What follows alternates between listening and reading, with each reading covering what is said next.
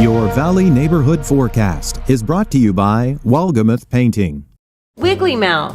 Woggy Mouth. No. Painting. Wiggy Mouth. It's Woogie Mouth Painting. It's Walgamuth Painting, and yes, we'll paint anything. Well, good morning, everyone. I'm Chief Meteorologist Mike Kruger. As we go through the morning hours, well, of course, it's going to really pretty much be in the form of rain. We've got this colder air, as expected, mixing out through the morning, and snow levels are rising. But we'll be looking at rain heavy at times today, gusty winds, and the potential for thunderstorms for some of us in the valley as well. Now, this is what we've got going on. You can clearly see as this area of low pressure kind of shifts to the south and east, we're kind of getting cut off for the most part, or should we say we're not seeing as much of that moisture kind of streaming right into the area. But this is that warm subtropical air that's moved on in, that was overriding the cold air that's been in place, and that's why we got to see some of the snow in some of those lower elevations.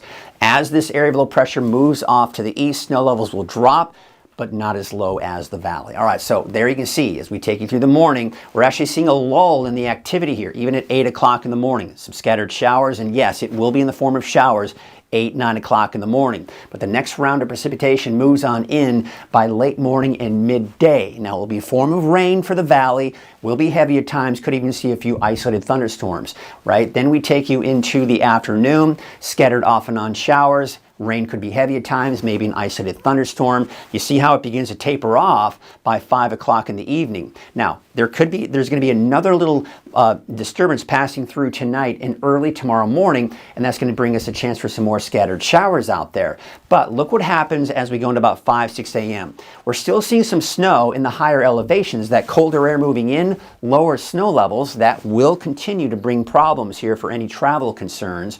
But you can see it's dry in the valley, and it will most likely be dry Friday morning and Friday afternoon.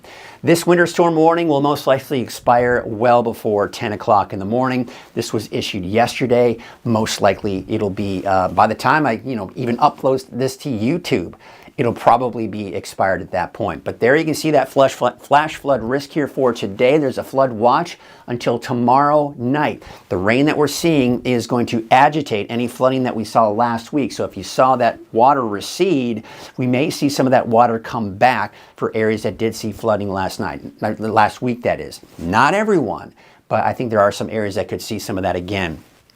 There's the rainfall totals on top of what we already saw last night and early this morning. You can see it's not going to be quite as impressive, although more impressive off to our west. And then, of course, that's through today and tonight and tomorrow morning, right? Then I advance it here through the day, Friday and even Saturday. We don't see anything on top of that, again, because it will be dry. Now, because of the flood warning that we're concerned about here along parts of the Sacramento River, Tehama Bridge, there's a flood warning. You see how it goes up? It will eventually drop below the flood stage, though, by the time we get into Saturday morning. Now, we're below the flood stage at this point out at Vinyl-Woodson Bridge, but with the rain, it goes back up above the flood stage and then back down as we go into Friday afternoon and Saturday morning. There's a look at Ord Ferry, also an area of concern because it is just barely below the flood stage now, but will go up here over the next 24 to 48 hours above the flood stage possibly. There is a wind advisory until tomorrow morning for the Sacramento Valley. Of course, the North Sacramento Valley where we are. You can see that's not that much of a problem here this morning. By midday, especially to the south and east, Red Bluff, Chico, Willow seeing gusts 30 plus 30 to 35 miles per hour. But Redding doesn't look to be quite as bad. We could see some of that kind of translate northward here, though, by the time we get into this afternoon and evening.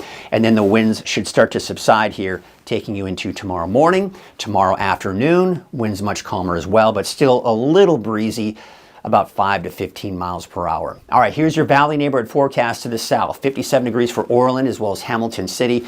Willow's about 58 and 56 degrees for Durham. Let's take a look at that 7-day outlook for Chico. So what you're looking at here is a chance is that rain today, and it will be rain. It's dry for Friday, Saturday, Sunday.